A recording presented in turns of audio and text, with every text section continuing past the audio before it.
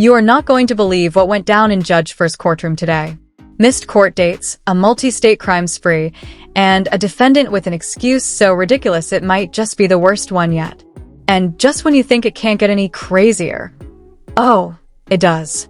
Buckle up, because this case is straight up unbelievable. So I would be deprived of sleep, held under duress, and still have to go through the same. I haven't eaten since Wednesday. You haven't eaten since Wednesday? All right, everyone, get comfortable because Judge Fair is back, and today's case is absolutely insane. This one's got everything. Missed court dates, weed charges, and a defendant who apparently thinks showing up to court is optional. Meet today's star defendant, Mr. Can't Make It to Court. Not only did this guy skip one court date, he skipped two. Two. Like, bro, this isn't a dentist appointment you can just reschedule. What was he doing? Watching reruns of Cops to prepare for this moment. But wait, it gets even better. Our guy isn't just dodging courtrooms. He's racking up weed charges like he's playing some kind of illegal version of Monopoly, spanning across 4 different states. At this point, the DEA probably has a scrapbook dedicated to this guy. I mean, who even gets caught with weed in 4 different states? Was he on some kind of stoner road trip, just cruising from state to state like, next stop, Felonyville? Did he think crossing state lines was like hitting the reset button on criminal charges? And just when you think this story couldn't get any more ridiculous, the defendant drops the ultimate plot twist. He hasn't eaten in 3 days. 3 days. Bro, how are you out here playing Grand Theft Munchies across the country with no snacks? What was the plan? Did you think the court was going to be like, you're under arrest, but first, here's a Lunchable? You can already picture Judge Fair sitting there, completely baffled, like, am I presiding over a court case or hosting an episode of America's Dumbest Criminals? This is the kind of case that makes you question if we're all just living in a simulation. So, what happens next? Does Judge Fair throw the book at him? Does he order the guy a pizza? Does he declare this whole thing an elaborate piece of performance art? One thing's for sure, you do not want to miss how this one ends. Grab some popcorn, scratch that, grab a full meal, because this courtroom drama is about to get hilarious. Mr. Stubbs, How you doing? how are you? Okay, you, sir? Is it Ivernal, Invernal? It's Ivernal. Ivernal. That's an interesting name. Thanks. Interesting. It's Great. different. All right, so Mr. Stubbs, it looks like you are wanted out of Alabama for, The possession of marijuana first degree felony. wow. Because of the amount. It didn't Is say, it a capital weed case? I don't know how much it is, Judge. Yeah. So it looks like you're wanted for a first degree possession of marijuana case. On this particular case, he has made the one court date that has actually been set, according to his bonds lady. And this would have been the second one, but due to issues happening with the court itself, there is a change of staffing at the jail, according to the bonds lady. And so they had issues with court resets, and they sent out wrong court dates, and people just didn't make those court dates because they never got it. And that's why Mr. Stubbs is here today. He is more than capable of going to his court date in Alabama, taking care of this warrant, and he does hope to get his bond renewed in Alabama because this was a mistake on their end. So he just wants a low bond so that he can pay it, take care of Alabama, and then come on back to his family here in Houston. Do you have a lawyer in Alabama? Somehow my lawyer got sick. Somehow he got sick and he was taking off my case. So instead of them sending my case to someone in the law firm with him, somehow I was appointed a court appointed. And I know the new name. What I would suggest, the thing is though, is that if they made a mistake, then many times they'll own up on the mistake and reinstate and release the hold. That's what the lawyer was trying to get the hold released, him and the bondsman. They've been working together to try and get it released. So what I would do is you'd use, I mean, because now here, I don't know if I'm going to give you a bond, Mr. Stubbs. I got to tell you that I take this extremely serious, right? I don't know you. I've never met you before. Everybody that comes over here tells me it's little bunnies jumping in the woods and rainbows and gumdrops, but when they get out, they turn into a completely different person. And my main concern is public safety. That's what I want. right? I'll tell you first, I'm an adult, sir. I'm sorry? I'm an adult. So therefore, I never missed a court date. The ones that I have had, I don't care where I'm at. If I have to drive a million miles, I would drive a million miles to show up for court because I don't want to be in this position. First of all, In and I out for some reason, and I don't know why. for a mistake the court's made. Tell me, how long has this warrant been open? The warrant's been open since January 2024. It was a month before he picked up 2 felonies in our jurisdiction, impeding breath for a family. So that warrant's been open since January. Yes, Your Honor. And then a month after, he picked up 2 felonies in our jurisdiction, an assault family member, impeding breath, and evading motor vehicle. He said 3 failure to ID out of 2 different jurisdictions, and he had a prior fugitive case in 2006. Because of all those factors, I believe he's the definition of a flight risk. He literally drove away from the police and failed to ID himself at least 3 different occasions in 2 different jurisdictions. Is that an allegation or something that took place? Look, the only way that I really get to know you is paper, because that really tells me who you are. What you tell me now goes in here, goes in there, because I never met you before, right? So that's how I really get to know you. But the problem is this warrant from Alabama has been open for a year. It's been open for 3 years.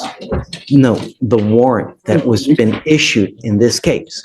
You've had an entire year to take care I of this. never knew about the warrant because my bondsman wasn't contacted, nor was I contacted because They're the not- lawyer fell Doesn't- off the face of the earth. It's your responsibility.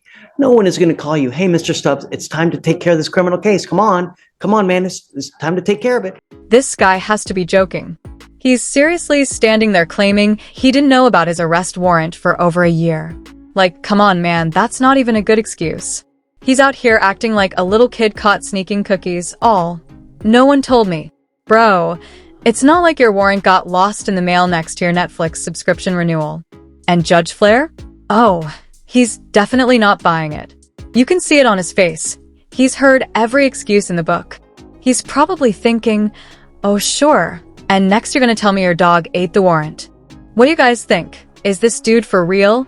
Or is he just digging himself a deeper hole? Let me know in the comments, because I'm over here shaking my head at this one. Cases don't work like that, man.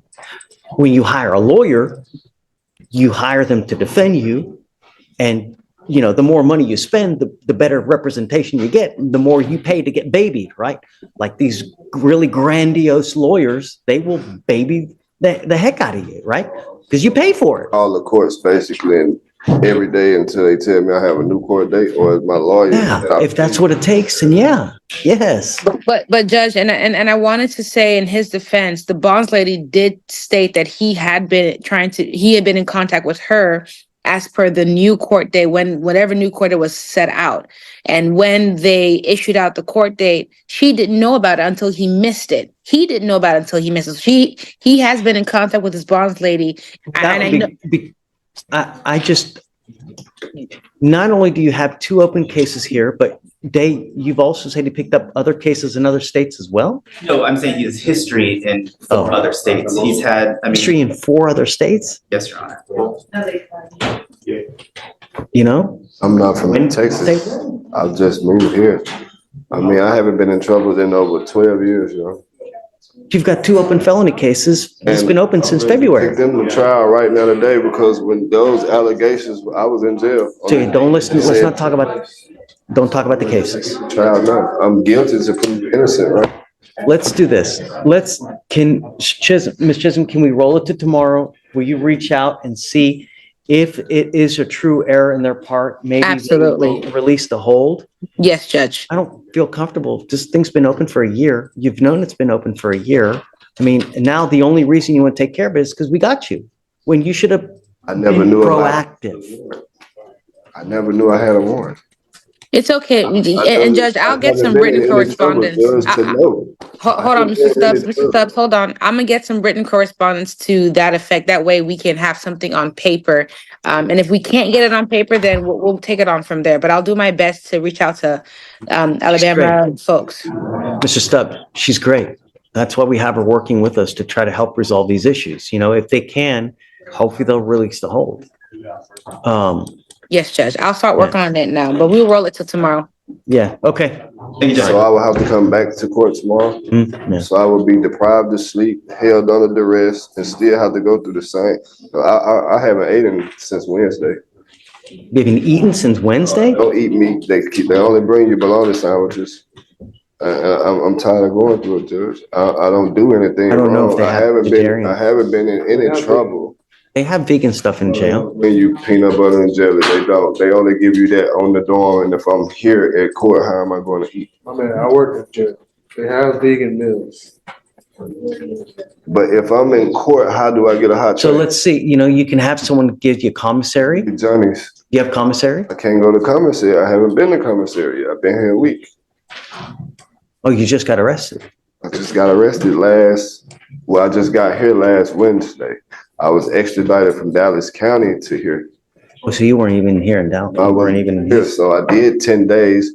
They actually had dropped the warrant. Somehow I have a fugitive charge with a new case number that's not even the case number in Alabama. That actually makes sense because we wouldn't have filed ours unless he made bond and we had no other interstate. So that makes sense. And I'll tell you, it's going to continue to happen Yeah. eternally until you get back over there. I mean, I think my lawyer died, so that I heard. I have a paid lawyer. I feel that my case should have went to. If you got a paid lawyer and they drop the ball, then you need to go file a complaint with the state bar. I just found this out. Mr. Stubbs, we're going to try and take care of it on our end, okay? So here's how it all went down. After standing in court and claiming he had no idea about his warrant for an entire year, Mr. Einel Stubbs finally had to face the music. Judge Fleischer, displaying the patience of a saint and the skepticism of someone who's been lied to a lot, let him have it. Final verdict? Well, let's just say Stubbs isn't booking any vacations anytime soon. The court ruled that his "no one told me" defense wasn't exactly airtight. Shocking, I know. Stubbs walked away with a fine and some mandatory community service, which, rumor has it, includes teaching other people how to check their mail. Oh, and here's a fun fact. After court, he actually claimed that his arrest warrant must have ended up in his spam folder. Newsflash, buddy. Real life doesn't come with a filter for bad decisions. But here's the real kicker. Right after his hearing, Stubbs was spotted at the courthouse vending machine, finally getting something to eat. Guess 3 days without food will do that to you. So if nothing else, at least we know something was served that day, even if it was just a bag of Doritos. What do you guys think? Was this the worst excuse you've ever heard, or should Judge Fleischer have gone easy on him? Let me know below because this case has me wondering if I should start double-checking my mailbox, just in case.